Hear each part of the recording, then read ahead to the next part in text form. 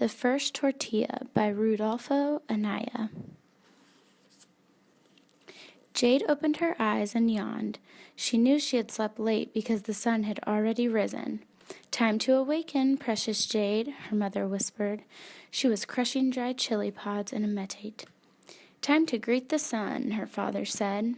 He was weaving a basket. Each day, Jade's parents went to the village market to sell their colorful baskets. Jade jumped out of the hammock and greeted her parents. After breakfast, she hurried outside to water the garden. A huge volcano towered over Jade's village. On the peak of the mountain lived the mountain spirit.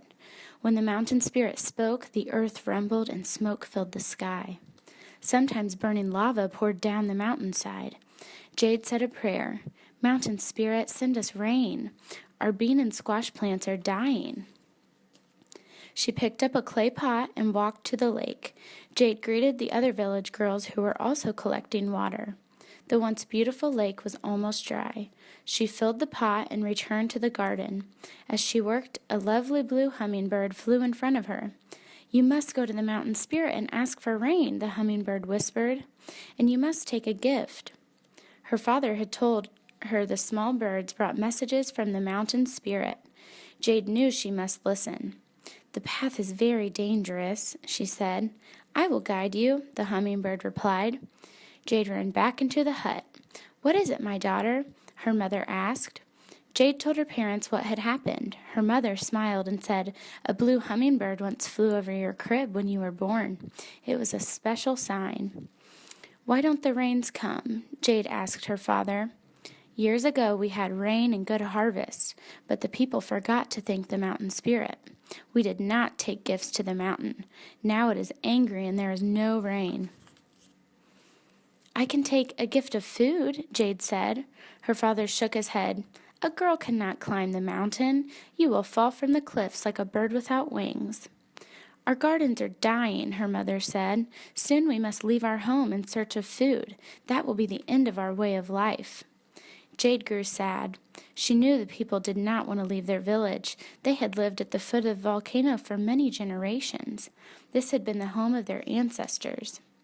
When her parents were gone to market, Jade walked in the garden, wondering what she could do to help her village. The blue hummingbird appeared again. "The mountain spirit will listen to you," the hummingbird whispered. "Can I do it?" Jade asked. Her father had said that she might fall from the cliff like a bird without wings, but if she didn't go, the entire village would suffer.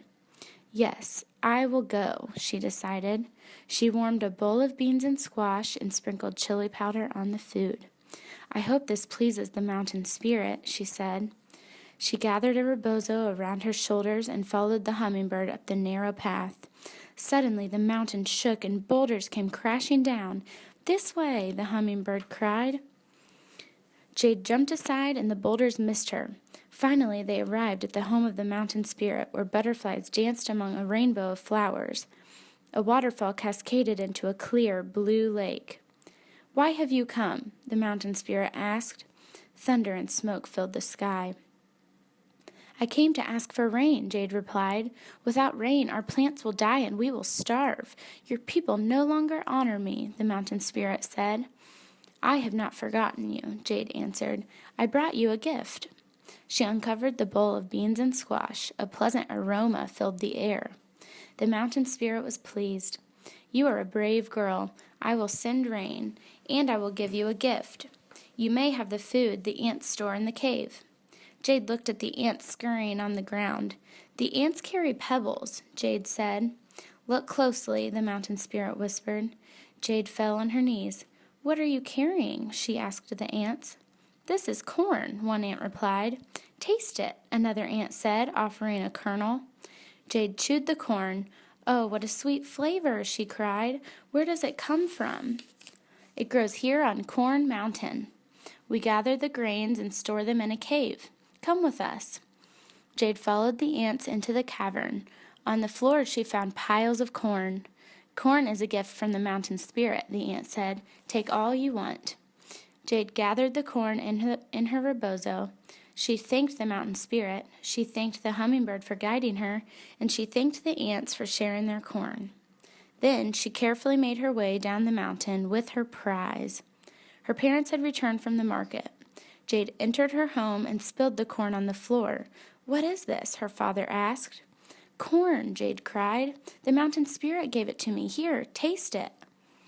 Her father chewed a few dry kernels, and the corn softened with each bite. It was sweet and tasty. "Good," said her father, "but hard to chew." "I will boil the corn in a clay pot," said her mother. "It will make puzzle."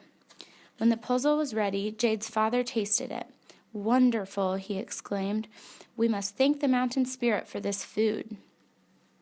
They scattered kernels of corn in their garden and said a prayer of thanks. That afternoon, clouds gathered on the mountain peak. Soon a gentle rain fell. Later in the season, corn plants pushed through the earth. The corn tassels blossomed. Soon tender ears of corn appeared on the stalks. "Elotes," Jade said as she picked the corn.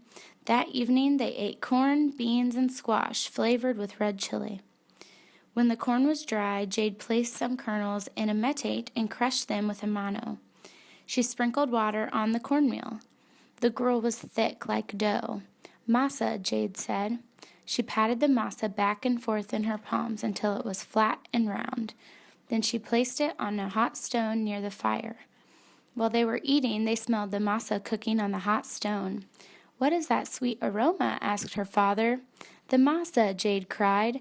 There on the hot stone lay the freshly baked bread. She picked it up and offered it to her parents. Her father ate a piece.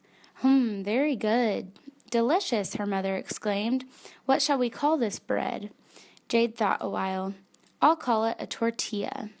"I am proud of you," her father said. "We must share this with our neighbors," her mother added. In the following days, Jade went from home to home teaching the women how to make tortillas. The corn plants grew. Corn tortillas became the favorite food of the people. Now the villagers did not have to leave their home. During the harvest fiesta, the people held a ceremony to thank the mountain spirit for giving them corn. They also thanked Jade, the girl who had baked the first tortilla.